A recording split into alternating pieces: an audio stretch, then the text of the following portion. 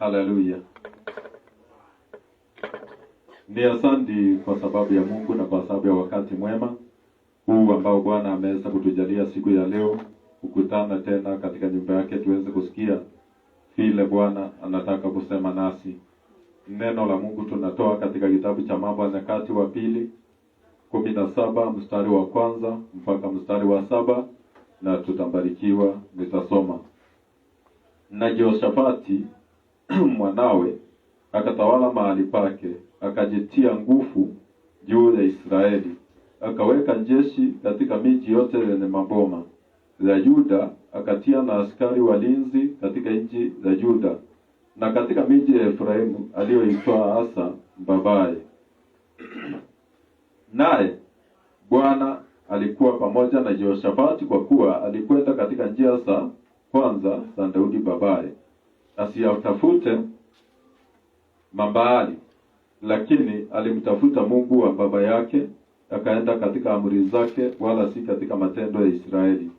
Kwa hiyo Bwana akauthibitisha ufalme mkononi mwake. Yehoshafati akaletewa zawadi na Yuda wote, basi akawa na mali na heshima tele. Ukainuliwa moyo wake katika njia za Bwana, na zaidi ya hayo akapaondoa mahali pa juu na maashera katika Yuda. Tena nafikiri ni mpaka hapo mstari wa 6. Haleluya. Amen. Ni asante kwa sababu ya Bwana na kwa sababu ya wakati huo ambao ametupatia, na kwa sababu ya neno lake ambao Bwana ametunenea nayo siku ya leo. Tunasoma kuhusu huyu mtu ambaye anaitwa Yehoshafati. Haleluya. Na hapo mbele kwanza nilikuwa nimekuambia tu udhaifu fulani ambao tulikuwa na Yehoshafati, lakini sasa tunataka tuone pia nguvu ambao alikuwa nazo huyu mtu wa Mungu ambaye anaitwa Yehoshafati. Maandiko inatuambia na Yehoshafati mwanawe akatawala mahali pake, akajitia nguvu juu ya Israeli. Yehoshafati alitawala baada ya baba yake. Baba yake alikuwa anaitwa Asa, ako hapo chapter ya 16. Na wakati Asa alikufa, Yehoshafati aliweza kutawala mahali pake. Haleluya. Na maandiko yametuambia Yehoshafati mwanawe akatawala mahali pake, akajitia nguvu juu ya Israeli. Hivi maandiko yanatuonyesha kuna hali ya kujitia nguvu. Haleluya. Si kila kitu wakati mwingine kitakuwa ni rahisi sana. Haleluya. Mengine yanahitaji kujitia nguvu. Mahali kwingine ama wakati mwingine inategemea yule aliyekutangulia alienenda namna gani. Haleluya. Labda kuna mahali kuliharibika hapa na pale. Sasa si wewe ufuate tu katika mkondo wa vile kuliharibika, ni mahali kwingine ujitie nguvu. Haleluya. Na ukuwe mtu ambaye unaweza ukabadilisha mambo. Haleluya. Yehoshafati baba yake alikuwa ni mfalme katika Israeli, katika Yuda. Haleluya. Naye wakati alikuja, maandiko yametuambia akajitia nguvu katika ule ufalme aliopewa. Mungu wetu atusaidie sana, kwa sababu wakati mwingine unakuta watoto wanakuta wameachiwa maurithi na wazazi, lakini unakuta mtu badala ya kujitia nguvu kuweza kuendeleza na kuweza kumbadilisha hali, wengine wanakuwa ni wakuua kile ambao wamekipata. Haleluya. Mungu wetu atusaidie. Bwana anataka mtu ambaye anajitia nguvu, anasongesha mambo na mbele. Ni makosa kubwa sana ukue mahali ulikuta wazazi wako wamefika, na wewe ukue utafika hapo tu, ama labda utarudisha mambo na nyuma. Haleluya. Nafikiri mmeshawaiona watu wamekuta hata wametafutiwa mali na wazazi wao, lakini wengine unakuta badala ya kuendeleza na mbele anakuwa wakumaliza kile amekuta. Haleluya. Mungu hataki tukue watu wa namna hiyo. Anataka tukue watu ambao wataendeleza mbele, watajitia nguvu kutenda mambo na njia ya utofauti zaidi, na njia ya kusonga mbele zaidi, Na ndio nasikia mstari wa 2 inatuambia akaweka jeshi katika miji yote yenye maboma ya Yuda, akatia na askari walinzi katika nchi za Yuda na katika miji ya Efraimu aliyoitoa Asa babaye. Haleluya! Asa babaye Jehoshafati alikuwa amechukua hii miji ambayo tunaambiwa mahali pale, lakini haikuwa na ulinzi. No, maandiko yanatuambia Jehoshafati alipokuja akaweka askari walinzi. Haleluya! Mungu wetu atusaidie tukue watu ambao wanaweza wakalinda kile ambacho wamekuta. Tukue watu ambao wanaweza wakaendeleza maono yaliyo mazuri ambao umekuta yakiendelea. Haleluya! Najua kuna watu hata ambao unakuta mtu anaajiriwa hata kama ni kwa kampuni wakati anaingia anafanyika manager, unakuta badala ya kuendeleza kampuni anaanza kumaliza. Haleluya! Kwa sababu ni mtu ana maono ya kuendelea, ni mtu hataki kujitia nguvu katika kile ambao amepata. Haleluya! Lazima tukue watu ambao wanaweza wakahadi value katika mambo ambao tumeyakuta, watu ambao watasongesha mambo na mbele kwa njia positive. Haleluya! Si watu wa kuharibu kile ambao wamekuta. Haleluya! Yehoshafati, maandiko yanatuambia yeye alikuja wakati alikalia kiti cha utawala akajitia nguvu. Hata kama baba yake alifika mahali akitoka katika ufalme akikufa akawa na maudhaifu mengi, wakati Jehoshafati alitawala yeye hakufuata hizo njia ambao baba yake alifuata. Alikuja akajitia nguvu na akatia ufalme nguvu, na ile miji ambao baba yake alikuwa amejenga ama amenyakua, huyu mfalme wakati alikalia akakuja akaidhibitisha, akaweka walinzi katika ile miji. Haleluya! Hivyo ndio Mungu anataka tukue watu wa kuhadi value, si watu wa kuondoa mambo yale mazuri ambao tumekuta tumetengenezewa. Wacha tuyasongeze na mbele. Haleluya! Na yale ambao ni mabaya ambao tumekuta, wacha tuyapandilishe. Haleluya! Kuwa mtu ambaye anaweza akambandilisha mambo katika kizazi chake. Haleluya! Si ukikuta watu wako walikuwa ama wazazi wako walikuwa ni wakwenda kwa wanganga na wewe unaendeleza hiyo. Haleluya! Hiyo ambao haiendani na mapenzi ya Mungu, wacha uachane nayo. Lakini ile ambao ni ya kuendelea, ni ya baraka ambao wamekuachia, wewe shikilia hiyo na uisongeze na mbele. Haleluya! Ni makosa kubwa ukute baba yako alikuwa amekununulia plot, na wewe wakati unaingia, badala ya uongezee hiyo uendeleze kwa sababu ni nzuri, unamaliza ile ambao umepata. Unakuta wazazi wako walikuwa wamekununulia mashamba, badala ya uendelee kununua singine, wewe unakuwa ni kumaliza zile ambao walikuwa wamenunua. Haleluya! Sasa hiyo ni mtu ambaye ana maono. Haleluya! Hata katika masuala ya imani, pahali ambao umekuta imani ndani ya Kristo ikiwa, haufai kuiacha namna hiyo. Haleluya! Unafaa kujiuliza ni nini utafanya zaidi kuliko wale waliokutangulia, kwa sababu wale waliokutangulia labda walikuwa na maudhaifu fulani. Wewe nawe usiingie katika injili ukuwe na maudhaifu yale. Lazima ujue utambadilisha mambo namna gani. Haleluya! Na ukuwe mtu ambaye ako na conscience ambao ni nzuri, ambao unaweza ukajua kitu cha kutenda kizuri na kitu si cha kutenda. Haleluya! Hasa babake Jehoshafati wakati akikuja kukufa, alikuwa mtu mpaka alikuwa anaenda mpaka kwa wanganga. Haleluya! Sasa ukisoma hapa mstari wa 3, wacha tusome kwanza mstari wa 3 usikie. Naye Bwana alikuwa pamoja na Jehoshafati, kwa kuwa alikwenda katika njia za kwanza za Daudi babaye. Haleluya! Sasa unasikia babake ameitwa nani tena hapo? Haleluya! Alifuata njia za kwanza za Daudi baba yake. Hapo haisemi Asa, Haleluya. Kwa sababu sasa huyu hasa ambaye alikuwa ni babake Jehoshafati alikuwa na maudhaifu fulani, alikufa kama ametoka katika mapenzi ya Mungu. Sasa hasa wakati Jehoshafati wakati alitawala, hata kama kuna mambo mazuri ambao hasa alikuwa amemwachia, ambao ni miji ambao alikuwa amemkamatia, hiyo miji Jehoshafati aliitunza, akaiweka ulinzi. Lakini mambo yale ambayo yalikuwa ni mambaya, ambao hasa baba fanya, ndio sababu nikakwambia ni vizuri uangalie. Kama wazazi wako wamekuachia shamba, endeleza shamba. Lakini kama walikuwa wanaenda kwa wanganga, katana na kwenda kwa wanganga. Ukuwe mtu ambaye ako na positive mind, ako na dhamira iliyo safi ya kujielewa.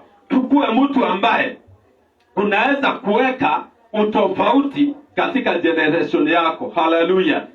Maandiko wacha nikusomea hapo 16 mstari wa 12 inasema akashikwa Asa na ugonjwa wa miguu katika mwaka wa 39 wa kumiliki kwake, na ugonjwa wake ukazidi sana, lakini hakumtafuta Bwana katika ugonjwa wake, mbali wanganga. Haleluya. Sasa huyo ndio baba mzazi wa Jehoshafati. Wakati alipatwa na ugonjwa, alitafuta waganga badala ya kutafuta Mungu. Sasa naye Jehoshafati wakati alitawala, licha ya kwamba hasa alikuwa mbaya, kuna vitu njema aliacha, si ndio? Kwa sababu aliacha miji. Hiyo miji aliacha, Jehoshafati aliitunza. Lakini ile njia ya kwenda kwa waganga aliacha, Jehoshafati akaikataa. Akaweza kumbadilisha, akaenenda kwa njia ambayo iliyofuatwa na mtu ambaye alikuwa naitwa Daudi. Haleluya. Mungu wetu atusaidie sana, tukuange tunajua ni nini cha kurithi na ni nini si cha kurithi. Mahali popote huko, acha ukuwe mtu ambaye unaweza kuwa na vision ya kuweza kutenda mambo vizuri zaidi, ya kuweza kumbadilisha mambo. Haleluya. Usije ukawa mtu ambaye hata ukipewa uongozi wewe ni kurudisha mambo na nyuma. Haleluya. Jehoshafati wakati aliitwa kiongozi, licha ya kwamba baba yake hasa alikuwa amegeuka akaacha kufuata Mungu, na Israeli pia walikuwa wamegeuka wakaacha kufuata Mungu, Jehoshafati wakati alitawala, yeye hakufuata njia za baba yake wala hakufuata njia za Waisraeli. Yeye aliamua kufuata njia ambayo ilifuatwa na Daudi, baba yake wanauko nyuma. Haleluya. Mungu wetu atusaidie tukuwe watu wako na maono mazuri ya kufuata mambo kwa njia iliyo sawa. Haleluya. Kama ni mahali ambao ni kazini ambao unafanya kazi, ukuwe mtu ambaye unaweza kumbadilisha. Hata kama kazi ni ya bosi yako, unaweza ukambadilisha ikawa mzuri zaidi ya vile umeikuta. Haleluya. Kama ni kwa familia yenu, ukawa mtu ambaye anaweza akabadilisha mambo yakawa mazuri zaidi ya vile aliyakuta. Haleluya. Kama ni mahali unakaa, ukuwe mtu ambaye unaweza ukabadilisha mambo yakawa zaidi ya vile umekuta, hata kama ni kwa plot. Haleluya.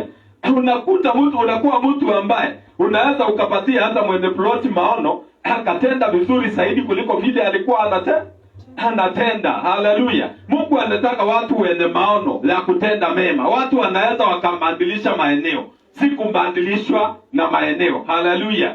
Jehoshafati hakuwa mtu wa kubadilishwa na maeneo, licha ya kwamba baba yake alikuwa anaabudu miungu, licha ya kwamba Israeli pia waliweza kuabudu miungu, kwa sababu mstari wa 4 ukisoma hapo inasema, lakini alimtafuta Mungu kwa baba yake, akaenda katika amri zake, wala si katika matendo ya Israeli. Unasikia, alifuata mashauri ya baba yake huyu ambaye ni Daudi, sasa si Asa, na wala hakufuata matendo ya Israeli walioyatenda. Hivyo Jehoshafati alikataana na misingi ya baba yake mzazi, na akakataana na vile Israeli wakati huo walikuwa wanakaa. Haleluya.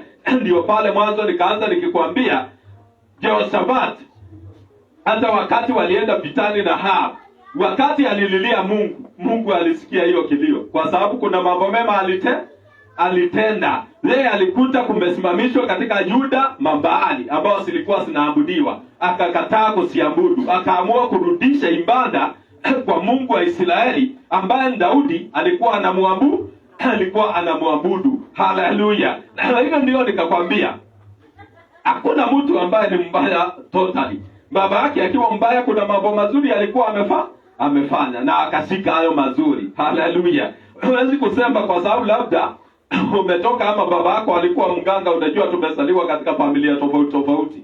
Inaweza kuwa mahali umezaliwa baba yako alikuwa mganga. Sasa huwezi kusema ile kashamba alinunua aliacha amekununulia hautaendeleza, ama ile biashara sema alikuwa ameacha useme hautaendeleza kwa sababu zilikuwa zimefanya na unganga.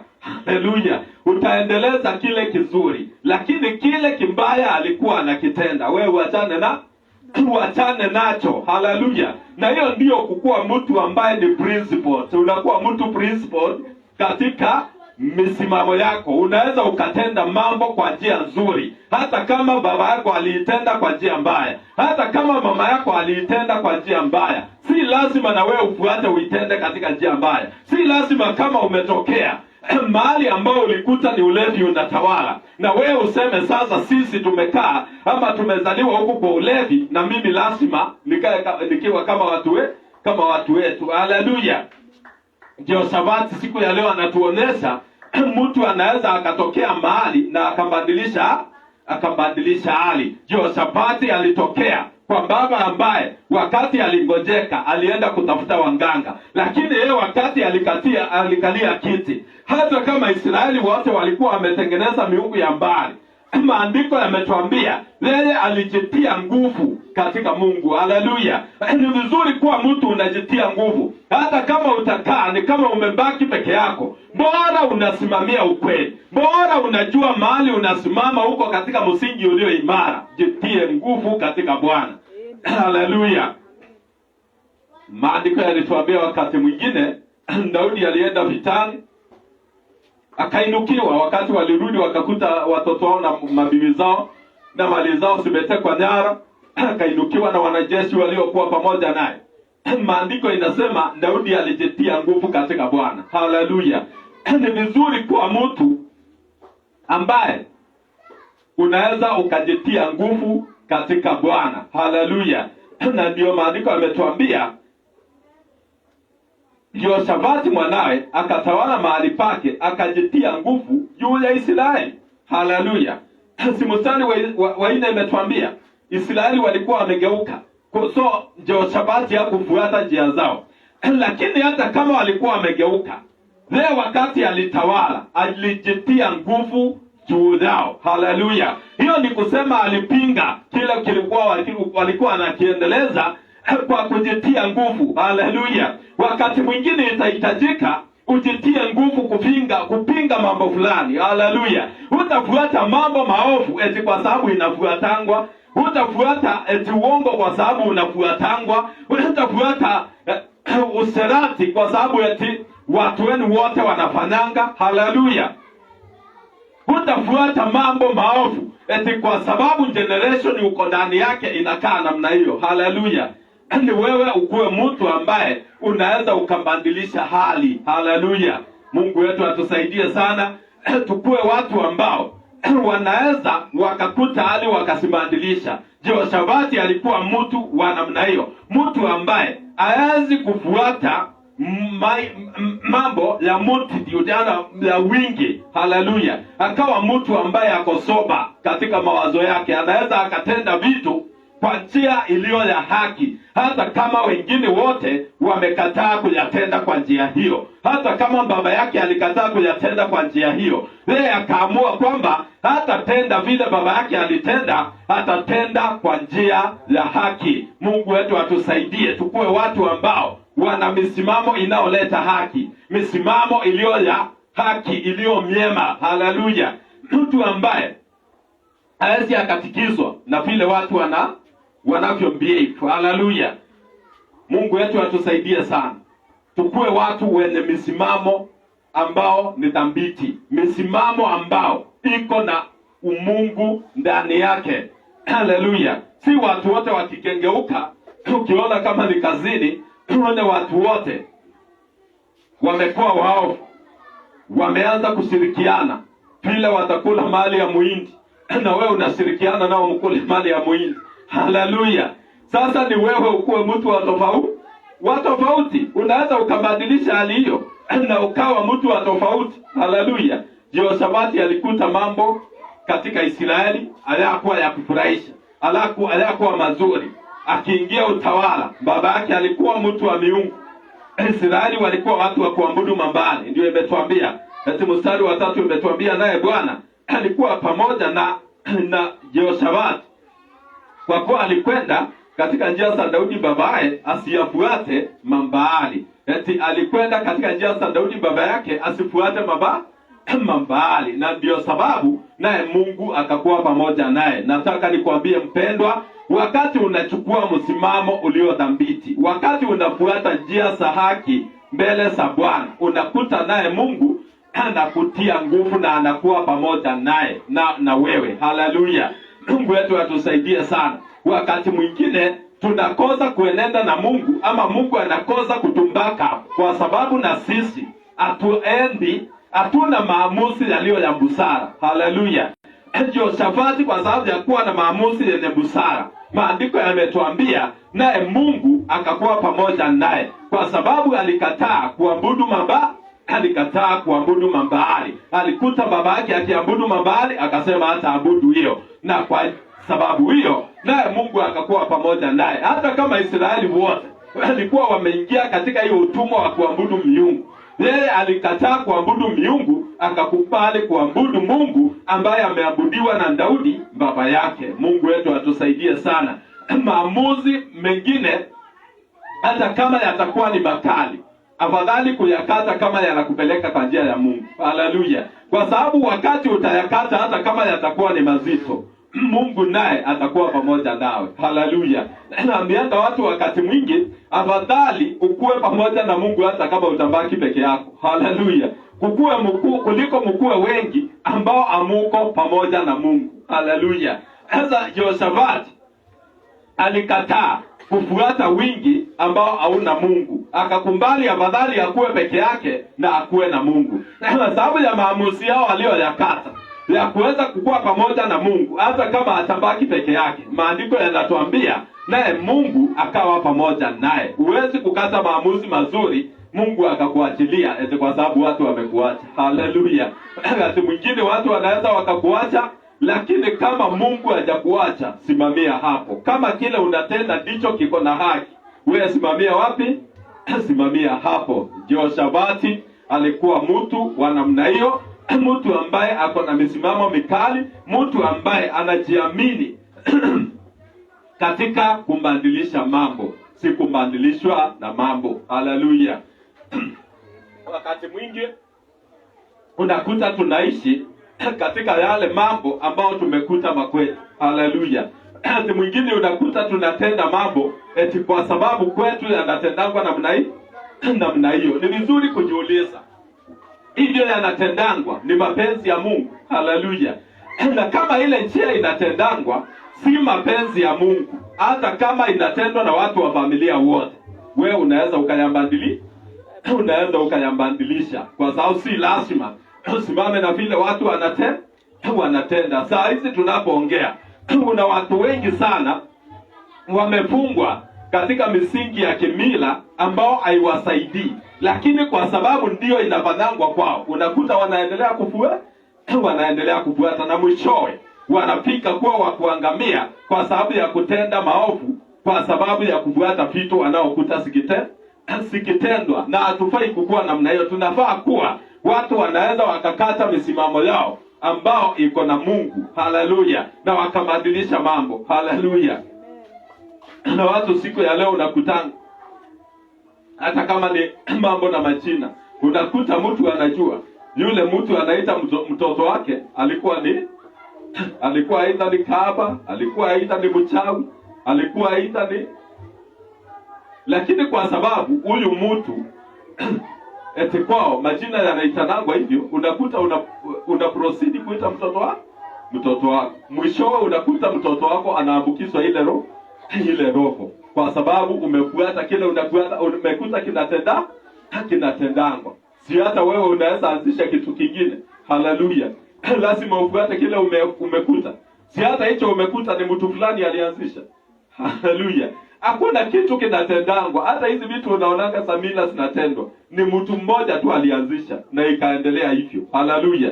Na mwishowe ikawa ni kwetu kuna tendangwa namna hiyo. Na hata wewe unaweza ukaanzisha ingine kwako. Na kuanzia kwako kukawa wale watakuta watasema kwani kuna tendangwa hivyo. Kwa bora tu ujue hiyo unaotenda iko kwa msingi wa Mungu. Haleluya. Si lazima uite mtoto wako shushu wake ambao alikuwa ni mchawi na unajua kabisa huyo mtu alikuwa ni mchawi. Si utaambukiza mtoto roho ya uchawi. Haleluya. Ukisema eti unafuata vile kuna kuanga. Jehoshafati alikuwa mtu, si mtu wa namna hiyo. Yeye alikuja akambadilisha hali. Hata kama baba yake alikuwa ameenda kutibiwa kwa waganga, yeye akasema siendi na hiyo njia.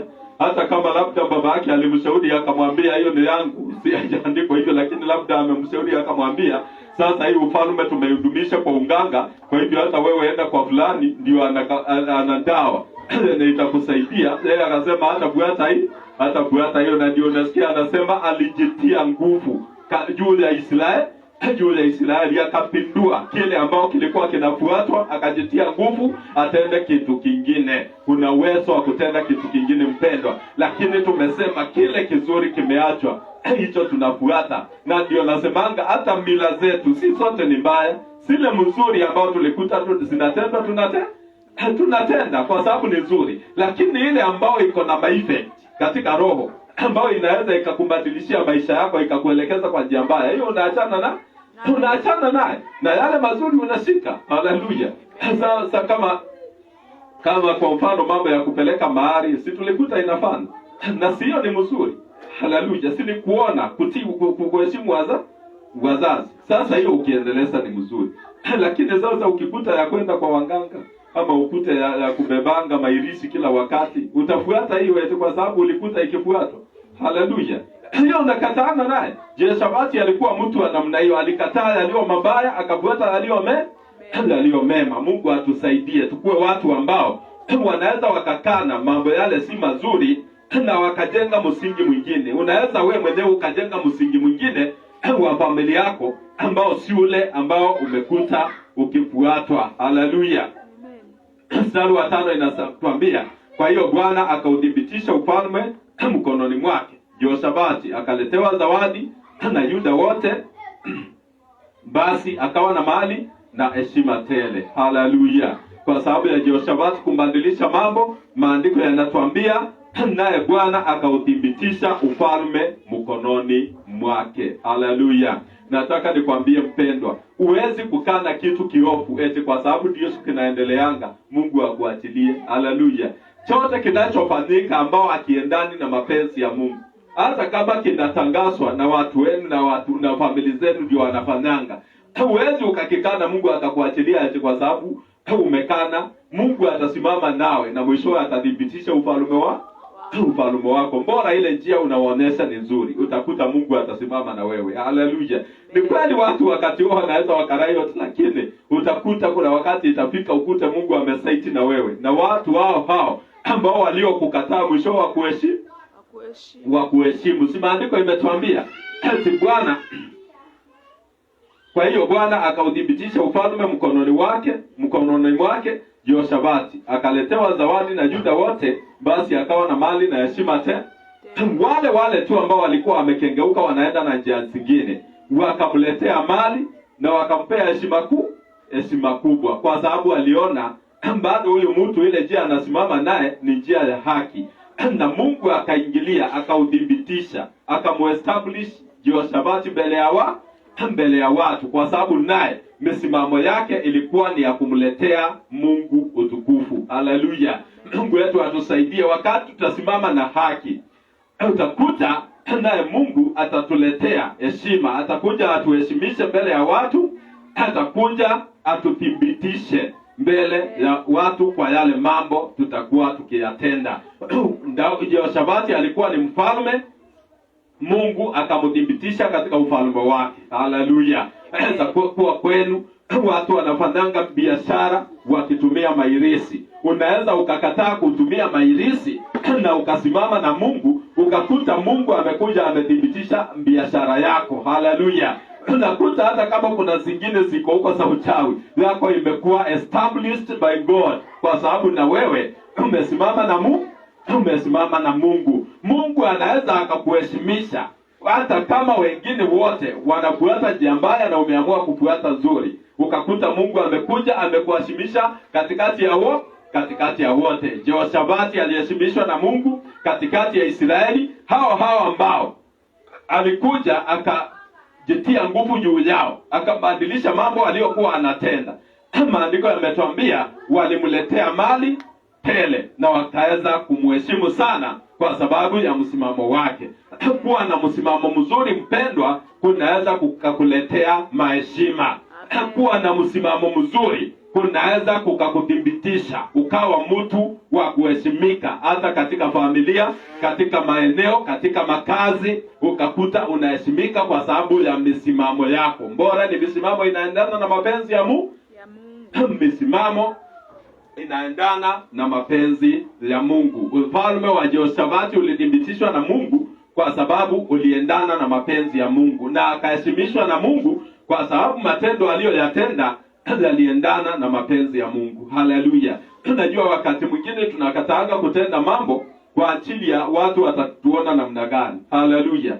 Na unakataa kutenda ili watu wasikuone namna gani, na kumbe labda Mungu ndio anagojea wewe usimame akutumie katika kubadilisha hao watu ambao unaona watakuona namna gani wakuone na njia nyingine. Mungu wetu atusaidie tukue watu wanaweza wakabadilisha mambo, ukainuliwa moyo wake katika njia za Bwana, na zaidi ya hayo akapaondoa mahali pa juu na maashera katika Juda.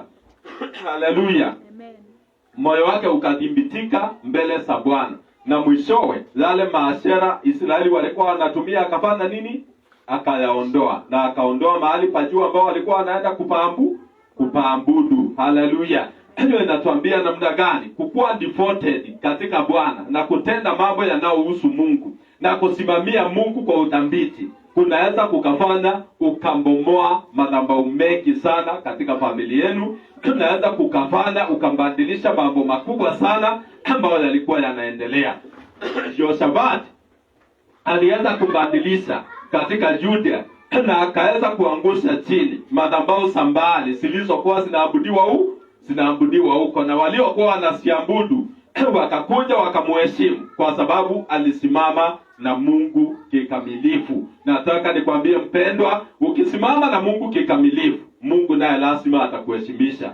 Na utaona kuna mambo mengi ambao labda yanaendeshwa kwenu ambao ni wewe Mungu anaangalia, ukuje uamuke usimame na msimamo dhabiti wa kiungu, ukute umeyaondoa. Haleluya.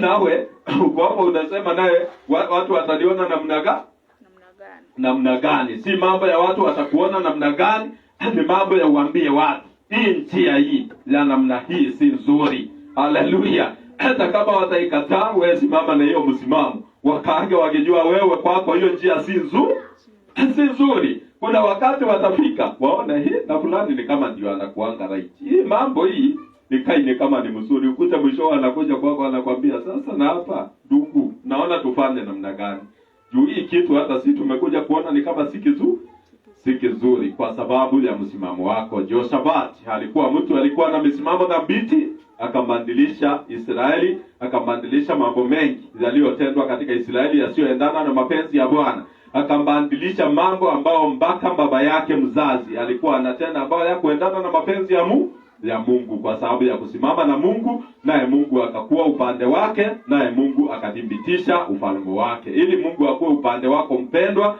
na adhibitishe yale unafanya, nina wewe kuwa na msimamo dhabiti katika Bwana. Mungu wetu awabariki, awatende mema, tukue watu wenye msimamo dhabiti ambao ni ya kumletea Mungu utukufu katika jina la Yesu. Bwana awabariki na kuwatenda mema.